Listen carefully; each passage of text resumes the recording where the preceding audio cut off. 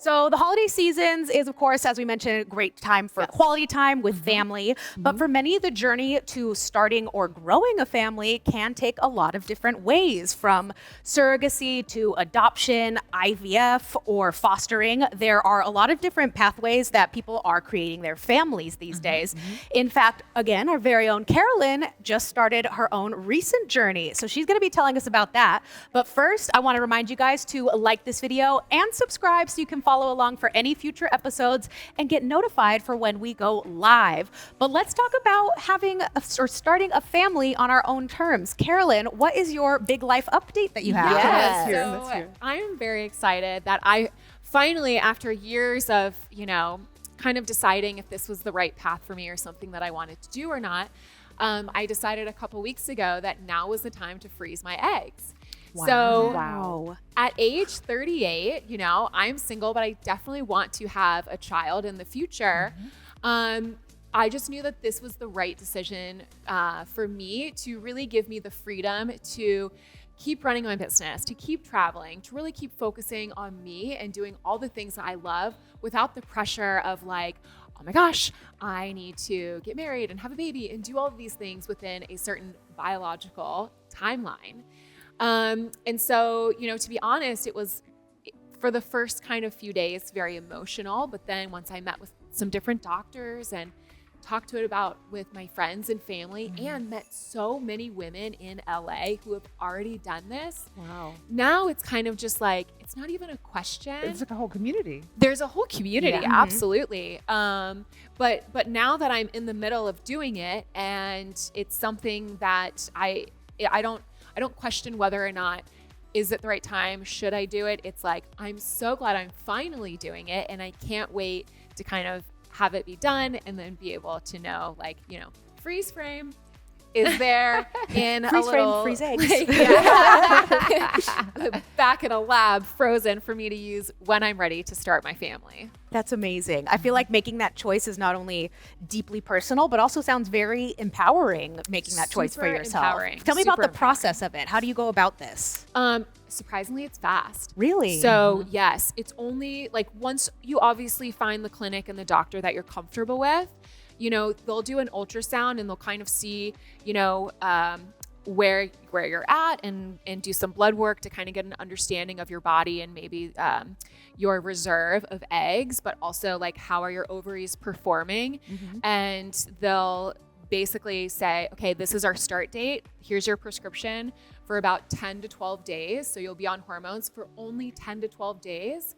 You see the doctor every 3 or 4 days for them to check in and see, okay, are the drugs doing what we want them to be doing? Are your ovaries creating follicles? Are they maturing at the same rate? And, this is the date that we're going to do the extraction. So that's like a whole 10-day process before the extraction? Yes, it's only 10 to 12 days. Wow. And I think I'm on like day 7. I think it's day 7, 6 or 7. Oh, wow. So in 3 days. I think I'll be closer to 11, but on Monday is my big day. How exciting. That's such a beautiful path to starting your own family, really excited about family. it. It's funny how just 2 or 3 weeks ago, I was like having a crisis of freaking out. Coming, not really, but the clock is a ticking. But this is a really good gift to give yourself this time of year, because it's kind of like freeing for you, isn't it? Freedom. Yeah. It's Freedom. freedom. Like you get to just continue your life and not feel this pressure of this biological clock kind of weighing down on you, saying like you have to do this in this kind of social fashion. Absolutely. Yeah. Absolutely. And speaking of family, if she does have to do IVF, which I hope she doesn't, but if you do have to, you're actually cutting down the time in half, because you have to go through this process anyway. And then if you do want to do IVF when she wants to have a child, if she's having trouble doing that, she's already that many months, that many eggs, that much closer to baby. That much closer. That's amazing. Yeah. And speaking of, like having kids on your own terms, Cammie, don't you have a bit of an untraditional family setup as well? I do. I had 2 biological children, but when you do that, they usually come home with 2 other kids. So I just opened my home to them because they didn't have family of their own. And sometimes my kids kept saying to me, Mom, we want you to have another kid. And I kept saying, I cannot do that, baby. I'm done. And they would compare themselves to their other friends and their families. Like, Ann can do it. Well, Ann's crazy. I can't do it. I cannot. But I kept jokingly saying to them all these years, we'll pick one up along the way. We'll pick one up. Promise, I promise. And you did. By the time they ended up in high school, they brought one home. And then college, they brought another home. So we did pick one up along the way, just like you pick up a dog or a cat, not to be the same way, but they've been with me the last 6 or so years now, and I love them. And I couldn't imagine my life without these extra bonus children. So yeah, it wasn't planned, but I did speak it into fruition, so I guess I did. You did, and you're also so maternal that you're clearly going to be a mother to anybody, and even if it's not traditional adoption or fostering. Yes, kids too. I know. I was like, she's got that there too. How many we're gonna have, girl? Yes, I know. And it's funny because I'm actually on the side of on all my social media platforms. I'm very outspoken of being child free. That I do not want to be a mother. It's not for everybody. It's not for everybody. I consider it like a job that is out of my wheelhouse. Like I'm a baby that I'm still trying to take care of, and so it's interesting hearing about this because I'm 31 years old, and a lot of people that I know are starting to think about freezing their eggs or any type of possibilities. That for me, I definitely go the route of I am so sure that I don't want it that if that becomes a possibility, adoption would be the choice for me, you know, something along that future. But then with Rain, you also had your own unique pathway to motherhood. Tell us about that. Yes, I did IVF after 5 years of trying with my husband. It just wasn't working. I hit 40. And pretty much I went to a great fertility doctor, and he was like, okay, do you want to, it's pretty much, if you want to have a child, it's kind of like going to New York. Do you want to take a train? Do you want to take a jet?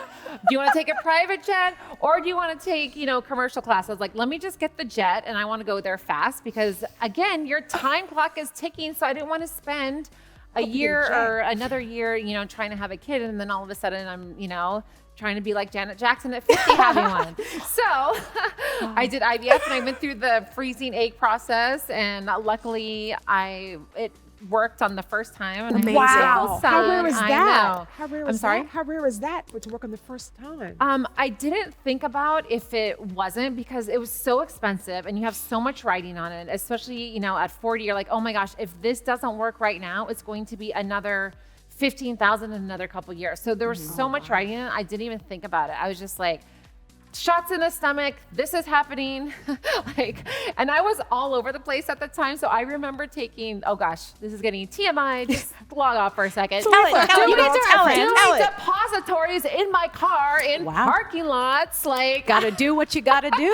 I don't think Carolyn's there yet, but when she does, I'm like, I think I blocked out so much of this, but it's all coming back to me. I need to hear that. Yes. I need to hear all of it. Yep. But in the end, it resulted in your beautiful son. Yes. So it all worked out. Yes. And another pathway to parenthood, I actually have a friend who's going to be a surrogate for a family because she is also very adamant about being child-free, but she's also like, I want to experience the pregnancy, birthing a child, but without the responsibility that she can then go in here. That is a special human. Yeah, it really surrogacy is a special I human. have never thought about that. Wait a minute. I need to wrap my head. So she doesn't want to have children, but she said, listen, I want to feel what it's like to be pregnant and to throw up every day and to be fat and to eat a bunch of food. But it's also very to be able to put your shoes on. Cammy's clearly been pregnant. It sounds like you didn't enjoy pregnancy. She's one of the women who didn't enjoy it. Yes. So I always like to tell not Carolyn too much information until she's there. Great. Trust me, it's fantastic. Everybody's road is different. I know, all the... It's like picking flowers all day. It really is. But everybody's pathway to parenthood and starting families is different, but these are just some of the ways to do it. So we wish you the best of luck on your journey.